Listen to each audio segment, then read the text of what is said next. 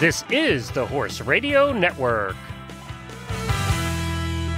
This is episode 85 of Horsemanship Radio, brought to you by Index Fund Advisors, IFA.com.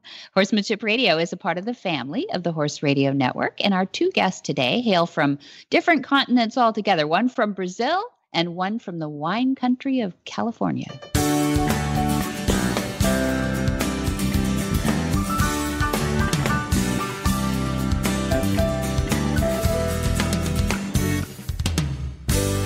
This is Debbie Laux, and you're listening to the Horsemanship Radio. Thanks for joining us. Horsemanship Radio airs on the 1st and the 15th of the month, and I'm with my producer, Coach Jen. Hi, Jen. Hello. How was Debbie today? I'm good. I'm excited about this show. It was really fun to do. We kind of put it together a little bit ago before I went to Brazil, and I want to hear it again, actually, because these guys are great. was the Brazil trip all you wanted it to be and more? And more, yes. I didn't even get bit by mosquitoes this time, which is really good. It's their summer, you know? Oh, yeah. You went down there. It was all in the middle of summer down there.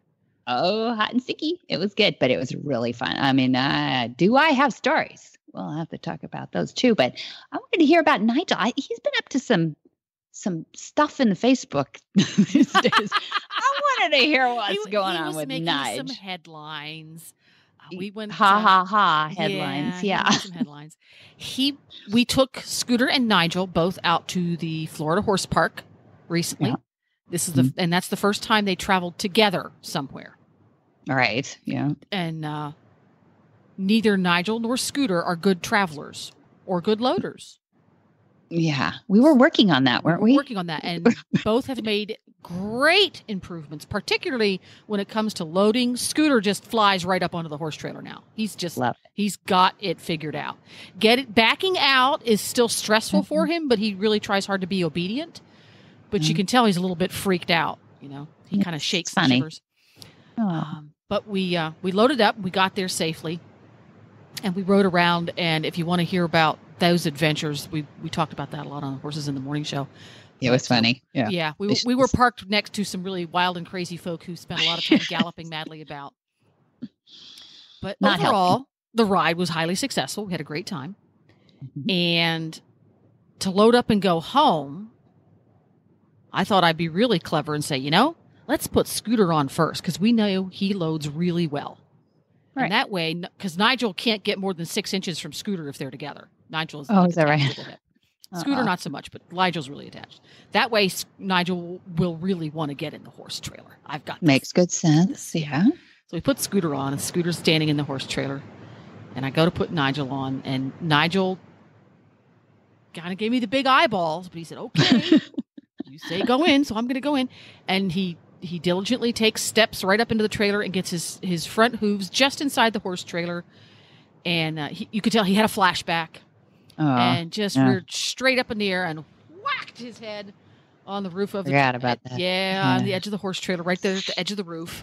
Mm-hmm. And gave himself a big old coconut on his head. Yeah. Yeah. Yes. Skinned himself up a little bit. A little bit, yeah. Is that what you mean by making headlines? Yeah, making headlines. Yeah. And, Glenn very wisely said, let's take Scooter off and put Nigel on first, which we did. And he got on fine. I should not have done that. The routine has always been when Nigel gets on the trailer, I have the partition pushed open, so there's lots of room to walk on. It's a visual thing for him. Okay. Yeah, and it doesn't touch him in the sides on the way in. That, how horses and narrow starting gates, horses don't like to be squeezed on the sides. We've talked about that. Yeah, that's right. So his perception is he's being squeezed on the sides, even though it barely touches him. That's enough, Yeah. He goes up. Some horses go back. I'm out of here. So when I got him home, I put a great big old ice pack on his head, and the only way I could hold it there was by putting it on with a giant green vet wrap. Oh, that's what that was. That was an ice pack because when he got home, it looked like somebody had sawed a golf ball in half and attached it to the front of his face. Yeah. Sorry, Nigel. I'm laughing. Yeah. But I know. Darn guys. And, probably a pole protector wouldn't get it there, right? No, it was just below his eyes. Yeah. Oh, poor guys. There is a thing. We used to have one called, I don't know, Face Saver or something like that, where you just for horses like Nigel, where he was down the face and everything because they were always getting scratched up. But there isn't much you can do except we got to work on So we could work on the end of pressure thing. We've got a thing called the top pole, and I'm going to help you with that. Because actually top pole, trained off pressure pole, and then maybe some wings work, and and then he's going to go up. So you're going to know that, which is good to know. So you want him to go up and not hit. The trouble with the end of pressure syndrome, we've talked about this before, is that once they tap that, they can actually make a habit of tapping it. It's like they're reaching for that pressure point, and it's not a good habit. And you don't. Yes. You don't. I know what you mean. Yeah. Hopefully he's not there, and he's old enough that he, won't habituate that. But that's so now, now knowing that, even funny things like you could build like 2 panel areas for him to go through, and then put a mesh over the top so that he feels like there is a top, but if he hits it, he can't do any damage. It doesn't do anything. It doesn't reinforce that. I knew it would be terrible. Yes. Yeah. See, it stops and it hurts my head. Yeah. And because it doesn't, and then they just don't find any value in it and move on. Yeah. So there's a couple of things we'll talk about. Yeah. Now that you talk about it, whenever I'm riding him about, he can be a little squeamish about now. Bushwhacking, he's fine. If I'm out in the woods and we just have to go crashing through brush, very happy camper. Doesn't care. But if I have to go through something that feels man-made, that's narrow, he's a little squeamish. Why? Yeah. And he could just be born that way too. It may not have been anything, because what we're doing now is working with horses younger and younger and younger to just kind of like imprint to that, so if that's going to come up, whether it's trailer loading or a starting gate or going through a stall, going through the door, it is something that you can actually train them to get over. In other words, it's counterintuitive. It's, for them being into pressure animals, it's the opposite of us, where we tend to pull away. They don't. They tend to push into. Yeah. And so everything that might be narrow or difficult for them would be something that you'd want to manufacture in a safe setting and do over and over and over and over again, so that they just find no value into pressure, or they just get used to it. It's like, oh, I get what you want now, and it's not a big deal. I'm not going to hit my hip every time or hit my head every time. The silver lining to the whole episode was I'm very curious to talk to you off the air a little bit about the mechanics of building some things for him to practice through. The silver lining was that all of the training that we've done since I got him to help him get over his loading more so than trailering issues, it is taking effect, because after he whacked his head and he kind of freaked me out because I was pretty sure he'd broken his nose. Yeah. We took stock for a moment and we walked around and took a deep breath and configured things the way he's used to it, with Scooter out and the partition away. We did some dually dances back and forth on the tailgate and back and forth. And I had to work very hard at keeping my adrenaline low, because I was like, oh my God, I've just killed my horse. Yeah. And then, I still have to put him on the trailer. And then he just walked right on. He took a deep breath. He walked right on. He said, oh, I've got this. This is how we do this. I still trust you. You're not mad at me. You're not going to hit me. And Scooter's not on there this time. So that's good. Yeah, Scooter was standing right there looking at him, so he felt comfortable, because he was standing right there staring at him through the door. But he had all that space that he wanted. But it was nice that he didn't look at me and go, see, I told you would hurt me. Yeah. Yeah. You hadn't lost that trust. That's good. So that was big, because when I got him, he would get in and out of the trailer, and he would throw his head up, and he would hit his head no matter where he was in the trailer when I got him. And he would look at me, he's like, see, I told you would hurt me. Yeah. You know that look. Yeah, that face he would make. So even though I caused us to take a step back because I didn't think that through, I didn't lose a lot of ground in that. Yeah, he whacked his head, knock on wood, he didn't break anything. Yeah. But all that prep work was not wasted. Lost. Yes, exactly. No, not at all. Not at all. I mean, now how could you know really that would be a better way? I mean, you might have intuited it, but really I can understand your you're trying to get Scooter, just doing different things. It never hurts to do different things. It's just always better if you don't do them when you're away from home, if you can help. Well, yeah. I was watching some videos yesterday with the co-host of Mythbusters, Adam Savage. Yeah. And he does a whole talk, and I think it was was it DEF CON 17 or something, or Comic-Con or one of those, about failure and how you learn from failure. And I was feeling like a bit of a schmuck after that big old episode until I listened to this. And he talks about how you can take failure and you learn from it and you move on. I said, okay, good point. I learned that getting into the trailer for him was an issue at a different level than I thought it was. I thought it was because he didn't like being locked in the trailer and taken away. But there is an element of being squeezed through a small chute. That area, that's part of what it is, and I didn't realize that, so I've learned from it, and now I can move on from there and work on some things that have that similar feel, but only one ingredient at a time. Maybe they're not going to include the ramp or the fact that we're going to close the door behind him. Yeah, right. Tomorrow. Yeah. So. And it makes sense. It's a natural reaction, and just some horses have it, more sensitive than others. So good for you. Yeah, it's only failure if you don't learn from it. So you're right. Thank you. Yeah. I needed that. You already got it. You're fine. You're fine. Well, let's get on. So we've got a couple of interesting guests. Let's get on with it. Hi, I'm Mark Hebner, president of Index Fund Advisors and proud owner of Monty Roberts' Willing Partners graduate, He's a Sugar Bear. Investment portfolios are a lot like horses. You need to find one that best suits you, your temperament, and your stage of life. Some people might like an energetic horse and an aggressive investment portfolio, while others are more comfortable with a gentle ride and a more conservative investment portfolio. The trick is to find the one that's right for you. That's what Index Fund Advisors is all about, matching people with portfolios. Risk-appropriate, low-cost, and globally diversified investment portfolios. You can find the right portfolio for you by taking the Risk Capacity Survey at IFA.com. That's IFA as in Index Fund Advisors. Or you can call us toll-free at 888-643-3133. That's 888-643-3133. Tracey Hawkins grew up in California's wine country, Sonoma County, and from a young age, she helped in the family's restaurant. Naturally, wine was a part of life, and the family purchased a 1,300-acre property, which is now home to Hawkins Horse Vineyards. She and her husband, Mitch, eventually began running the ranch and developing Hawkins Horse Vineyards with the support of their family. So Tracey and Mitch now work closely together in all aspects of wine production, from farming and harvest decisions to the winemaking, where Tracey serves as the executive winemaker, having had the opportunity to work with some of the best winemakers in the industry.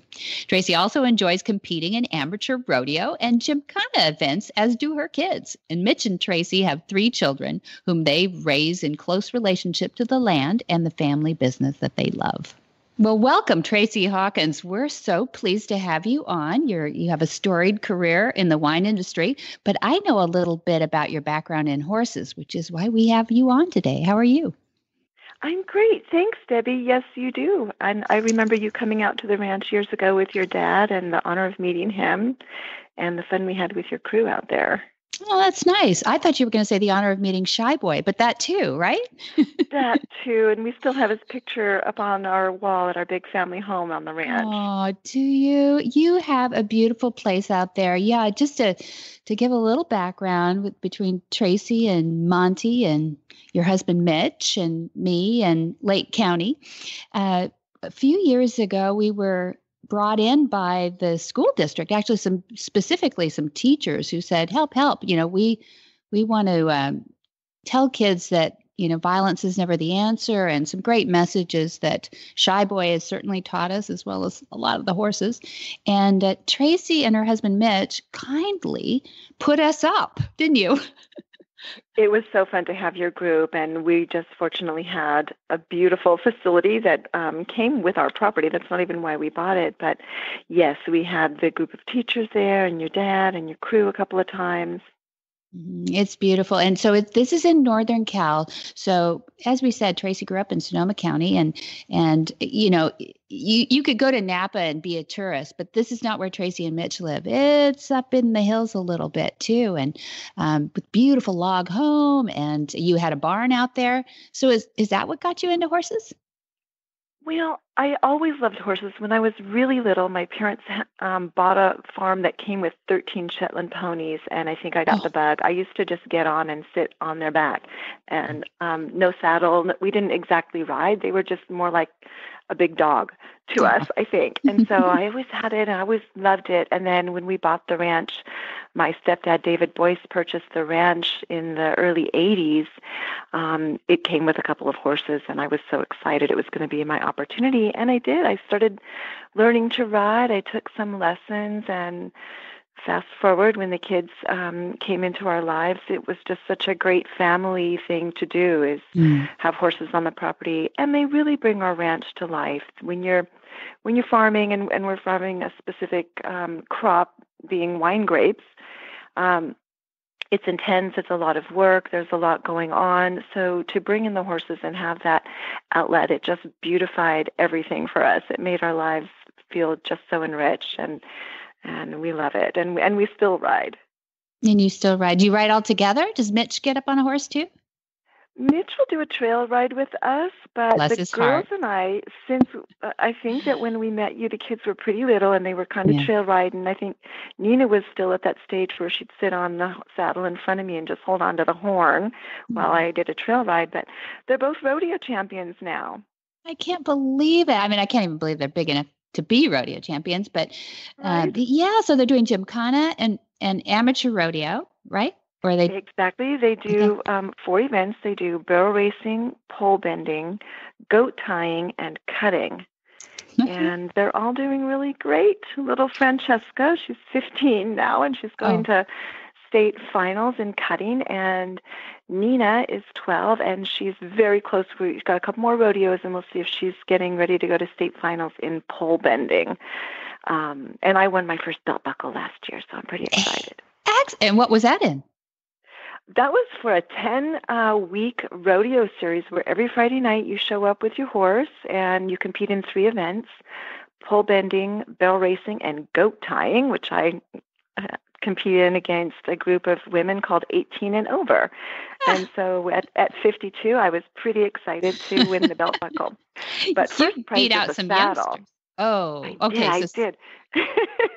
How old was the lady who got the saddle? Like 18 and a half? Okay, yeah, there you go. But Francesca has won a saddle in that same series, so the kids are doing great. And I remember, and I will never forget, when your dad came out. Of course, meeting your dad was amazing, and I got to do some work with him along with the teachers that day. But on a previous visit, sort of a recon visit, I think, when your crew first came out, I got to work with one of your dad's proteges. And really, she took me and one of our horses into our round pen and showed me exactly what join up was. And I think we'd been instinctively doing a lot of those things, but not all of those things. And now I feel like it's become a part of how we just work with our horses every day, always looking, listening, watching their body language and a tilt of an ear and things that your dad and, reading his books and things has taught us. And it's really been incorporated into how we ride, and not just ride, but how we are with our horses. It's not just the ride part. You know what I mean? It's the whole thing. How you're present with the horses. Yeah. So we'll give credit to Sally King, who Sally King was our certified instructor who was teaching at the school in Solvang at the time, but she's from New Zealand originally. That's right. Yeah. And she helped us you're right. She went up reconnaissance first just to see if there was a facility that we could use just to house the horses essentially, but you had a beautiful facility, and we did come up, and I remember she had just settled into that log cabin, that beautiful home. It's really not a log cabin at all. It's a huge log home, and I thought she was just going to move in with you. she definitely could have. Very sweet, and put together that. But yeah, I wanted to talk to you about that, because here's a lady, you, that grew up with ponies, at least, and horses, but kind of got back into it right about the time when you were influenced by Sally King and by Dad and by the horses. And how do you think that's shaping how you raise your kids these days? Well, actually, when you mentioned Sally's name, I remember the biggest compliment I've had as a parent, I think, came from Sally. We took her on a tour in the vineyard with a couple of other of your dad's staff, and we were all in the big Chevy truck and drove up the mountain to the vineyard with the kids. And they were getting a little ruckusy and things, and I was just, dealing with that. And Sally said to me, she watched me for a minute, and she said, "You parent a lot like how my dad works with the horses." And that was like such an honor. But I think when you're a parent, at least when I was a young parent, I read a lot of books and I met with a lot of other moms and we talked about parenting a lot. And then pretty soon you get some great input. And then pretty soon it just becomes a part of how you do it. And you don't really think about it anymore. And I feel like about the time I met Sally, I was really learning about horses, even though I'd had them in my life a little bit. I hadn't really gotten that into it. And so it was really great timing to meet with your dad and Sally and to have her work with me like that, because I think it has influenced us in that way where at first you're really conscious of it and you're reading about it and you're looking at it. And I did a lot of your dad, watched a lot of your dad's videos online in the beginning, and then it just becomes integrated with how we are with the horses and how we work with the horses. And I've noticed that especially in rodeo, we wear spurs.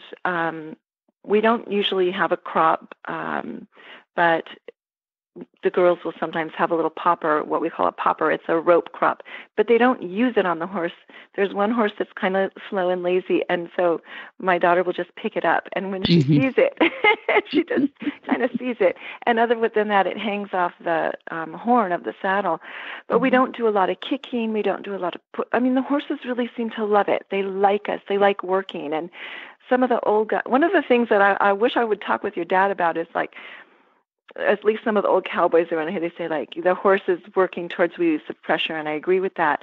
But the cowboys here say also like they're kind of also working to go back to the barn and back to the. But when we're done riding and we put the horses away, they really rather follow us around the ranch. Yeah. And I've actually put one on a halter a number of times and just bring them around with me on my feeds and different errands I'm doing. And I'm not even riding; I'm just dragging this horse around. Well, not dragging, but just like a dog. Them join me. Yeah, exactly. It's your pet. Yeah, no, I think they do want to be with us if we don't do anything to ruin that and they trust us. I think they do like being with us. I think they are social. They don't want to go back. Yeah, social animals that way too, and some more than others. But it sounds like you've done a good job with them too. And I know that people who might be listening from another country or from the East Coast think we're crazy, wild west kind of people with these rodeos and these gymkhana events and everything. But I think they can hear in your voice that you love your horses. So, what is it about rodeo? I mean, how are you these days adapting to loving your horses and not pummeling them, but still competing at a high level? You're winning the buckles and championships. Well, first of all, where we are in Northern California, I feel like there is a lot of kindness in the rodeo scene, and I think that you might watch movies about the Wild West, but that's not what we're seeing, and pretty much everybody feels that way. And once in a while, a girl will go in with more of a crop or a whip, and you'll see them. It's called an over and under, maybe, where it's a long whip, and they're kicking and spurring and whipping. And for me, as an athlete, like I grew up running, when my body is tight, I don't run as well. If my tack isn't fitting, the horse is experiencing stress, or if they're afraid, or if they're every time we kick hard or whip hard, I feel like their muscles have to tighten up. And I certainly can't run as fast when I'm tight or being prodded. So at least all of the people that we're around mostly feel like, there's a saying, and I can't remember it exactly, but it's something like slow is fast, because when you go, especially for where events that require precision, like barrel racing and pole bending, if you go smooth and slow, You will not knock down a pole. You'll stay on your pattern. And then when you come home, you can go really fast. And honestly, the horses love it. We squeeze with our leg. We kind of put our head down and reach forward with the loose rein. And those horses bring it for me. I don't have to kick. I don't have to whip. They love it. And so I feel like in our circle, we do end up talking about that as we see a kid go in where their horse is kind of jacked up at the gate and things like that. And it isn't really necessary, but we found for sure it's not really necessary for us. Just like I said, I will say we do have a full range of equipment, and but we don't often use. I say don't often. I can't really think where we use it on a horse. Like I said, we'll lift up that little popper, and the horse will see it and know, like, okay, here I go. And I don't even know what that's about, honestly. Your dad could probably tell me why that works, because they've not really been well, they're smarter than us. They understand these. There's a lot of cues that we give that they don't even know we're giving. And visual cues, auditory cues. We use a thing called the giddy up rope, which is a little soft yarn that now Jen is going to make it home too. But we have this soft yarn that's braided and it has a fluffy into it, and it makes a lot of visual woof woof, It's and the pony pom-pom. It's the pony pom-pom, Jen. That's almost exactly what we call it a popper, but we don't actually pop it. And it's braided rope, and then at the end it's fluffy. And so when she brings that up, that it is, maybe it looks like a little fly. She'll see it out of the corner of her eye, the horse. Exactly. But this kid that just reminds them. Yeah, it just reminds My daughter them. Nina is 12 and she weighs under 100 pounds, and she's riding a horse that weighs 1,200 pounds or so. So, and that's the other thing that just amazes me is that these big, gentle giants it just makes my heart sing, that they're willing to look to me and do what I ask. And so for me, it feels really important to honor that and be thankful for that and to respect that and be as kind as possible. Yeah. I think they're willing to partner with us. I think that once they understand and we've imparted what we're having fun doing out there, then they get it and they have fun doing it too. And it goes into the muscle memory so that it becomes a sport along with them. And some horses love the sport more than others, but we're always we just think of horses as horses. Do you have quarter horses? We have American saddlebreds and quarter horses, and then we have 2 paint horses. Oh, fun. Well, tell us a little bit about, now you've got this vineyard called Hawkins Horse. So we get the horse part. I don't know about the hawk part, but tell us how that evolved out of this beautiful ranch. Well, as I said, my stepdad, David Boyes, purchased the property in the 80s, and he was really looking for 2 things: a family compound, because our family is spread out all over the U.S. and now actually abroad as well. And he wanted a place that we could all gather and enjoy each other.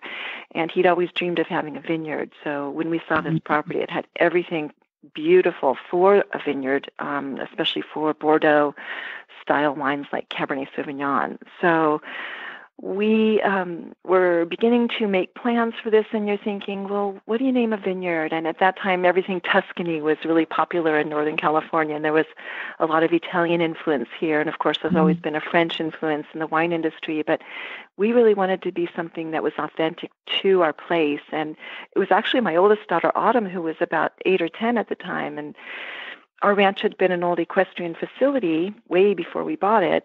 But we also have these amazing red-tailed hawks in Lake County that actually really help us in the vineyard. And she had said to me one day, "What about hawks and horses, Mommy?" And my husband and I looked at each other and we went, "That's it, hawk and horse." And we ran it by the family and everyone loved it. So how could you not? What do the hawks do for you on the property? So we have red-tailed hawks and they hunt gophers. So we actually encourage a biodiversity. We're organic and biodynamic certified. So we work with nature inside of the vineyard to just increase that biodiversity. We'll put out hawk perches so that the hawks have a place to perch and hunt during the day. And then we also use owl boxes so that, and owls are nocturnal, as we know, and they hunt the same things in the night. So we kind of hit it from both directions. 24/7, you've got those little critters running, huh? little helpers, absolutely. How are you holding up in all this rain? We've been hearing about Northern Cal underwater. You all right? Yeah, it's crazy. I'm actually you called me just when I'm writing my newsletter for my wine club members, and I'm talking about that. And because our vineyard is tops out at about 2,200 feet elevation, and because it's all rocky red volcanic soil, we have beautiful drainage. Also, the organic and biodynamic farming helps because we grow a lot of really thick, healthy ground cover, and that just slows the rain as it hits the earth. It draws that down deep into the earth, and then when it hits that rocky bed, it all just goes deep. So we're getting a really good soaking. I will say, though, it's exciting and not as fun and exciting for some who have been evacuated because beautiful Clear Lake has actually flooded its banks. Oh, goodness. Today it's sunny and things dry out really quickly here, so that's the good news. But people have been evacuated. I think there have been 2 separate evacuations for about a day or 2 in some of the low-lying areas. But everyone's safe, and everyone's really thankful for the rain. And I think because of the dry years, we're all saying, just thanks. We prayed for it, didn't we? We prayed for it in spades. We prayed really hard, and we got answered really hard, didn't we? We did. Feast or famine around here in California, I guess. But I'm glad you didn't float away on us. And should people come? Do you take public there at Horse and Hawk, or are there areas around that area to visit? Because it is a beautiful, beautiful county. It is a really beautiful and up-and-coming wine region. The wine quality is off the charts, and it's kind of a still, sleepy, quiet region where you'll walk into a small winery and maybe meet the owner or the winemaker in person, kind of like we're in Lake County, which borders both Sonoma and Napa counties, and so we're kind of like those regions 20 years ago.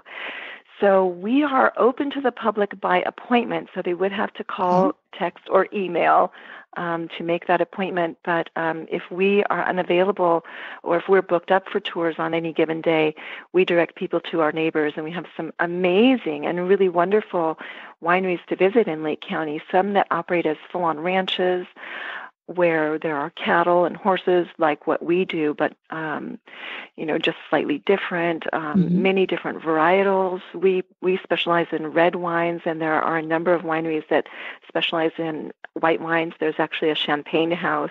So there are some great resources, of course, the Lake County Chambers of Commerce, and there's a website for the Lake County Winery Association. So here's what I'm thinking. If I got a small group of women who have horses and want to go riding, would that be an appropriate thing in your area? If we wanted to go up there and stay a few days, and I don't know if we could stay on our horse, but if we did wine tastings around, could you? Absolutely. And if you didn't want to trailer in, a good friend of mine has a small ranch where she would trailer out, and she's got you would love her too, because she takes such great care of her horses, and she was my kids' trainer when they were little. So yes, that would be an amazing thing. There are beautiful trails and public parks with riding trails all throughout Lake County. Equestrian pursuits are a big deal in Lake County. Just to give you an example, Middletown has a Central Park. It is not a baseball diamond. It is not a football field. It is a rodeo arena. So, yes. So I would welcome that, and maybe off air, if you want to email me, I would love to help you do that, and I would beg to join you. So okay, ladies. Okay, here we go. That's awesome. Yay. Awesome. We've been looking for a new place. Just ride from winery to winery. Why not? You do that, castle to castle when you're in Europe. Just ride from winery to winery. Awesome. I've never done that before either. I would love to do that. And no seatbelts allowed, so you can't drink too much. But we're riding our horses. No seatbelts required. I highly encourage it, and I'll just plug Lake County too, because it's so beautiful. And the last 2 years we had so many big fires, but Lake County people are strong and resilient and really beautiful people, and we're looking for all sorts of economic development in the county. In fact, there are a lot of people talking about, and I think this is going to happen, and developing a new equestrian center in the region. So we are welcoming all equestrians There we of go. all levels and disciplines. So okay, we don't have to have our own buckle one or anything, right? We can just come as we are. Lovely. Absolutely. Horse lovers welcome. Okay, that sounds great. That sounds great. I will. Stay tuned. We'll be talking by email right after this show. And it must be 5:00 somewhere. So those red wines are calling me. All right, Tracey. Thanks so much for joining us today. It was really fun to get to hear your voice again and catch up a little bit. And hope we get to see you this year. You too, Debbie. Thank you so much, too. And it's always great talking. I'm going to be looking for my email from you soon. There we go. Say hi to Mitch and the kids. I will do it. Cheers. Thank you. And give your dad a big hug. I will, sweetie. Okay. All right. Bye.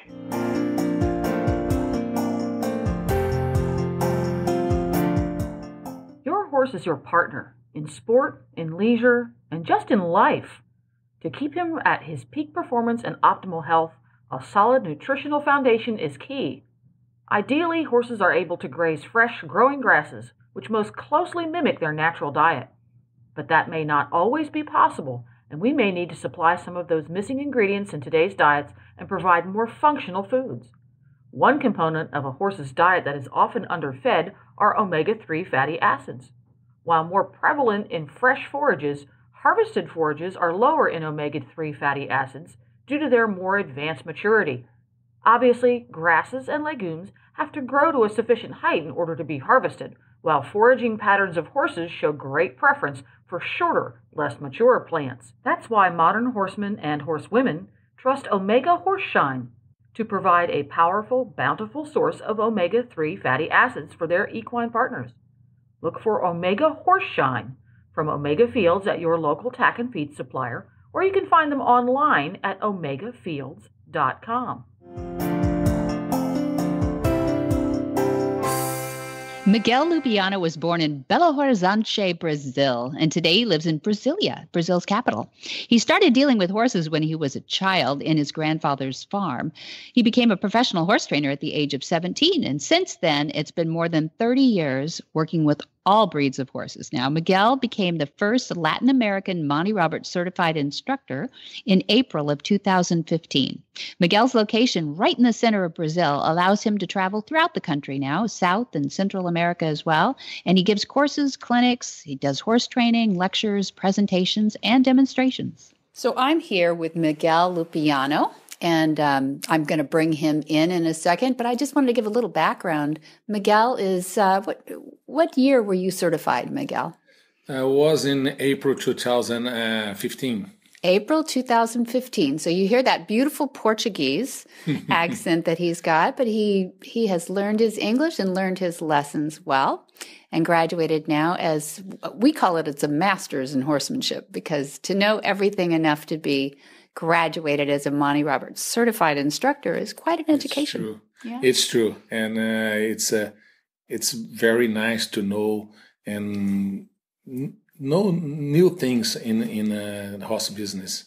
So Miguel came to our Monty special training, we call it, before he ever got into the certification program. That's right. Was interested in the concepts and came up here really to help his son maybe learn a little bit more before bringing him up, because he was in vet school at the time. Am I remembering that correctly? Or was going into vet school? Yeah, I was in the vet school, and I was a manager in a big ranch, a horse ranch in Brazil. And in that time, I came and I saw a few things. I really like it. So I decided to become an instructor. Yeah, and he's done very well. So I wanted to pull Miguel aside today. We're actually in the midst of our Certified Instructors Conference here at Flag is Up Farms in Solvang. So Miguel has flown all the way up from Brasilia, Brazil. You're up in the northeast of Brazil, right? It's beautiful up there. And he's come all this way to not only take part in the conferences, but also help us with our Horse Sense and Healing program, and also to launch and train in the Lead Up program. So how many times have you now attended a Horse Sense and Healing for our veterans and first responders? Well, the first time I was here with the Monty special training with Brazilians, and Monty invited me to come and see this program. And that time had another name, And so I was so interested on that. And I was thinking maybe I can use something down there in Brazil. And well, now we have a very good program over there. You sure do. And then what got you interested in the Lead Up program that you're up here for too? Well, I think it's because the Lead Up going to be a very good program with helping people through the horses, and the Monte concepts helping us a lot with that.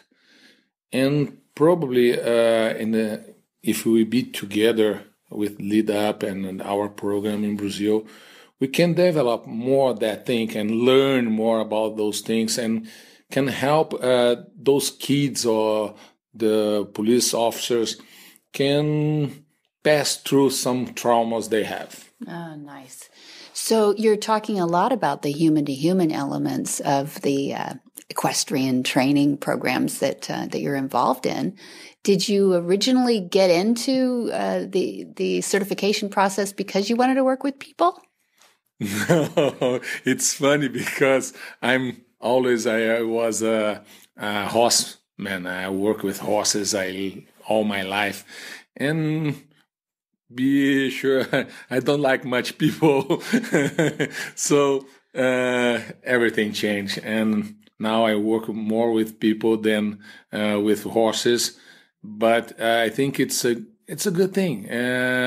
We learn more, and we cannot help horses if you cannot work with the people, and we can help people when we work with the horses. So everything changed very fast. Everything changed for you, and you're so brave, and you've been such a good student of all that too, and a very good sport about the whole thing, as we say.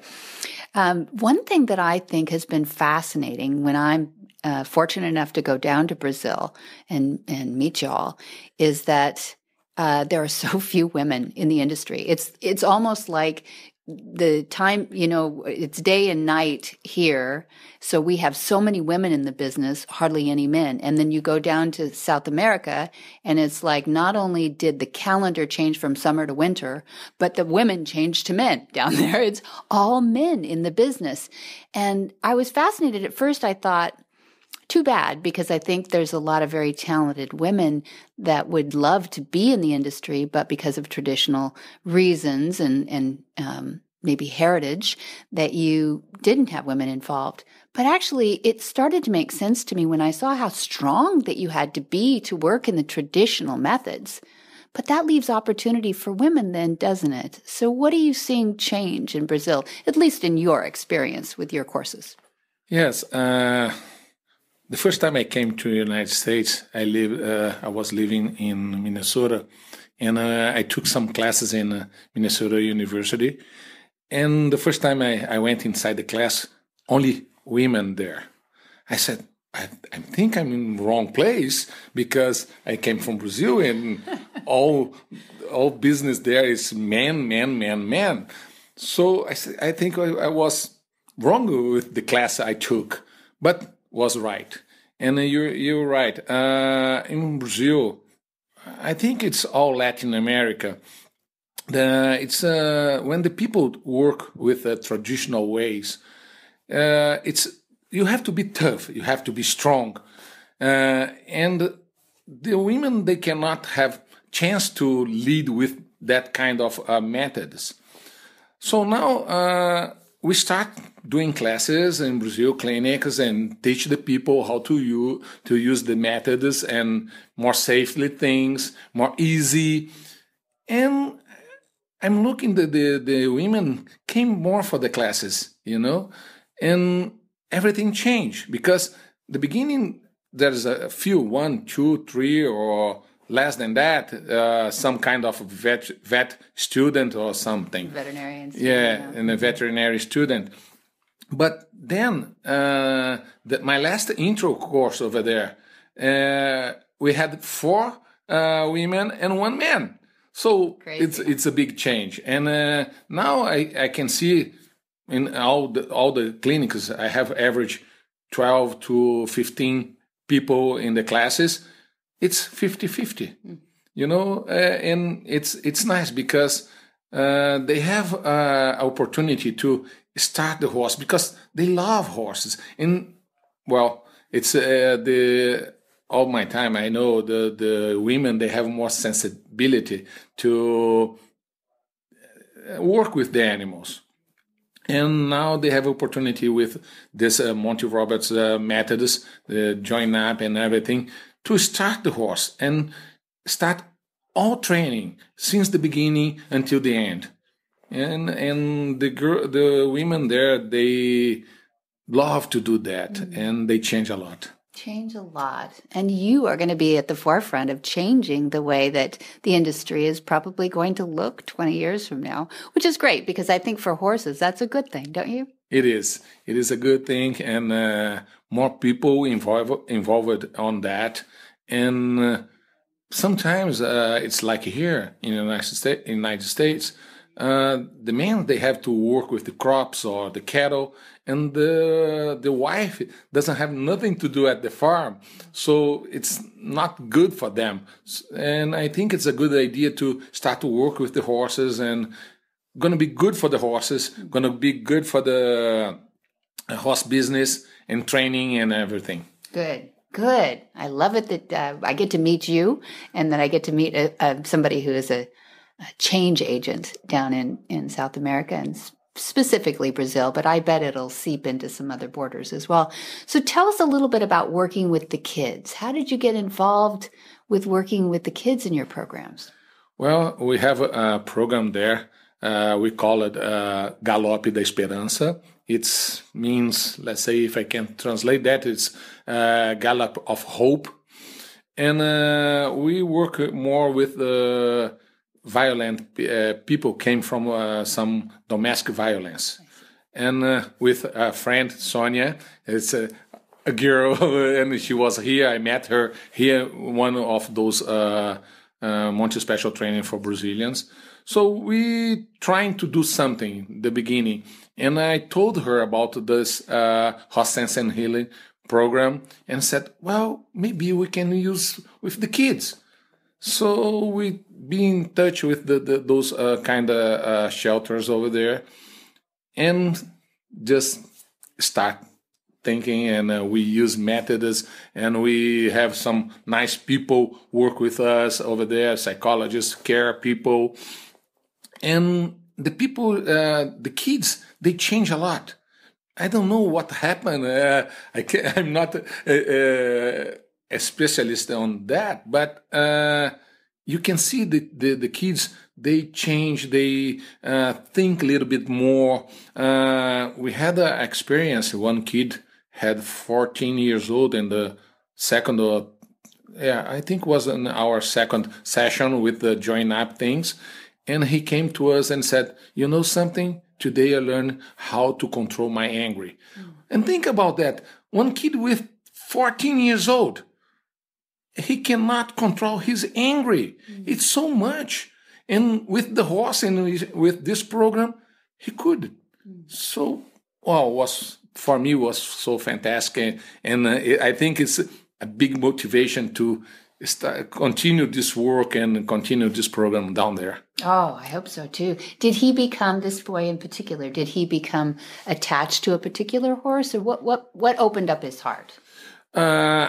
We show him join up, and we made some kind of work with him and the horses.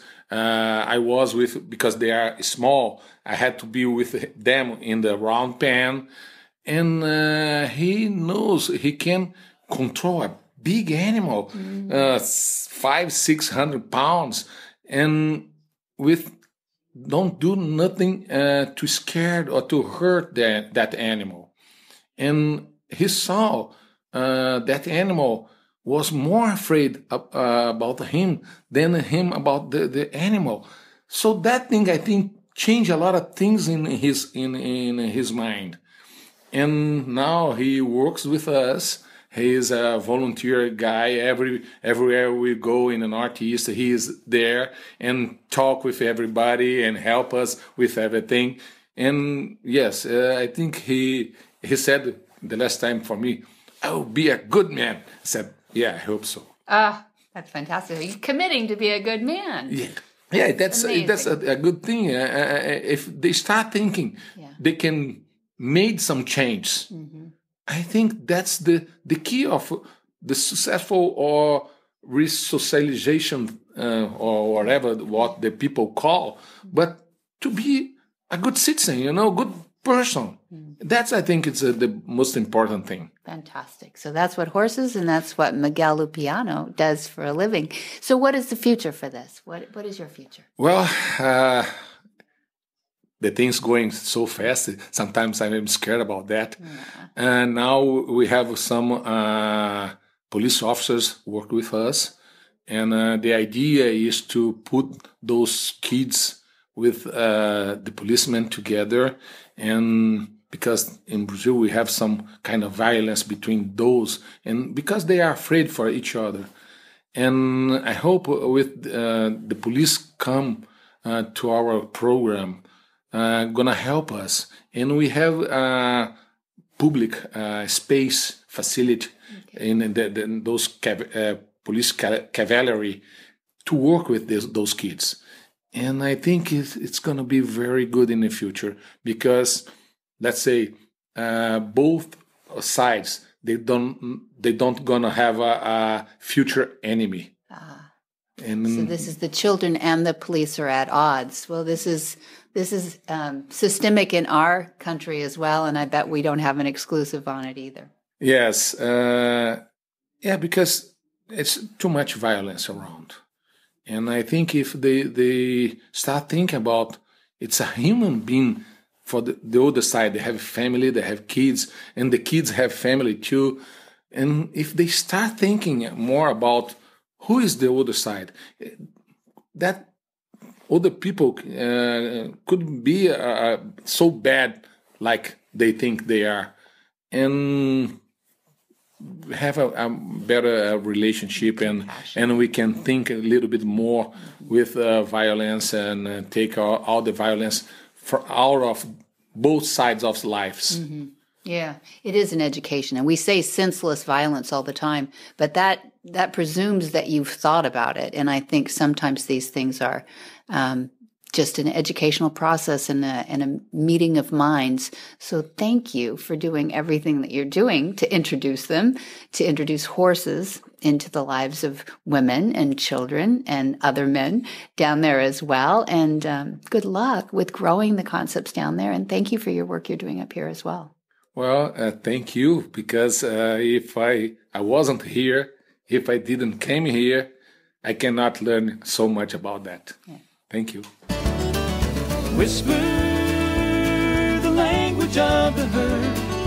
Listen, you don't have to say a word. It's time for Jamie Jennings to fetch an email from Monty Roberts' inbox and share a morsel of Monty's wisdom in a little segment we like to call Ask Monty. Leave this world a better place than mine. The magic in the language of the herd. Dear Monty, I have a 6-month-old colt. Should I be doing join-up with him yet? Monty's answer.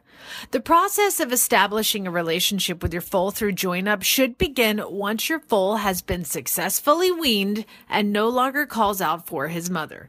Done properly, join-up will create a lifelong understanding between weanling and human. 1 or 2 join-up sessions should be enough to develop a trust-based relationship. Keep in mind that too many sessions will be counterproductive. Your foal will have this short concentration span typical of babies of all species. So any work done needs to reflect this. After completing join-up, you can develop your foal's skills at leading, being handled all over, and having his feet picked up. I recommend that at this age, your foal have a natural life, spending lots of time at pasture with other horses. If you follow these guidelines, you should have a happy, well-adjusted individual ready to begin his life with humans. A couple of join-ups at weaning time should be very helpful and allow you to get through the growing up phase of your horse in good order. Should you experience difficulties between, let's say, 8 months and 24 months, a couple more join-ups might be beneficial. Schooling to the dually halter can also make life a lot easier for both you and your young horse. For more of these insights into good horsemanship, Go to www.montyroberts.com and click on the orange banner that says Get Free Horse Tips. Hi, I'm Monty Roberts, and I'm dedicated to training horses without pain. You can learn to do it too on my Equus Online University. Western, English, the beginner, or the advanced rider. It doesn't matter. You can connect with other students online too, on our forum, and there's a new lesson every week. It's a lifetime of learning for you on my Equus Online University at montyroberts.com. What in the wide, wide world of sports is going on here?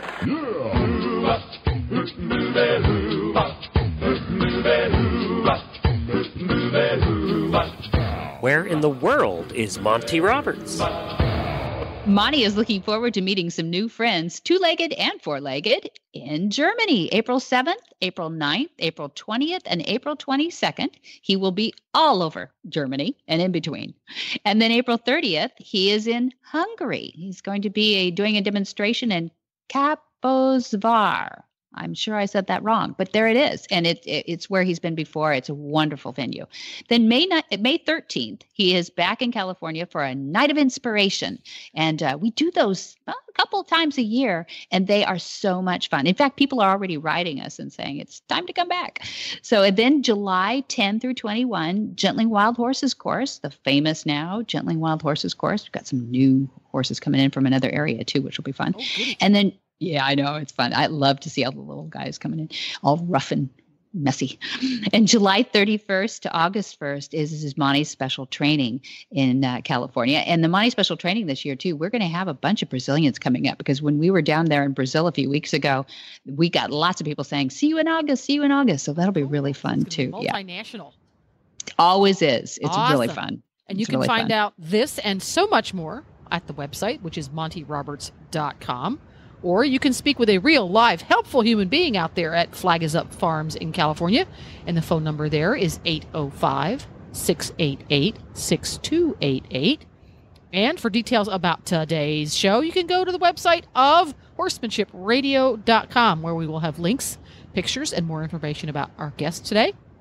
And we love your feedback. If there's a topic you want us to chat about or a person you'd love to have Debbie have on the show, just contact us. You can either contact us through the website at montyroberts.com or through the Facebook for Monty Roberts. Just search Monty Roberts. Or you can tweet him, and his handle is Monty_Roberts.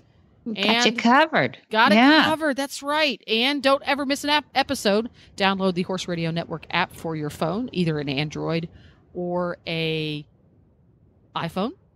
Just search iTunes, and you can subscribe via iTunes. So just go to your app store and search Horse Radio Network, and you can download. It's free, or you can listen via iTunes or your favorite podcast player.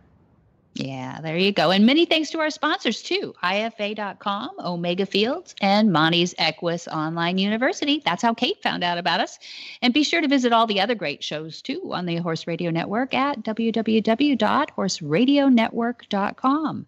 Until next time, have many happy horse hours.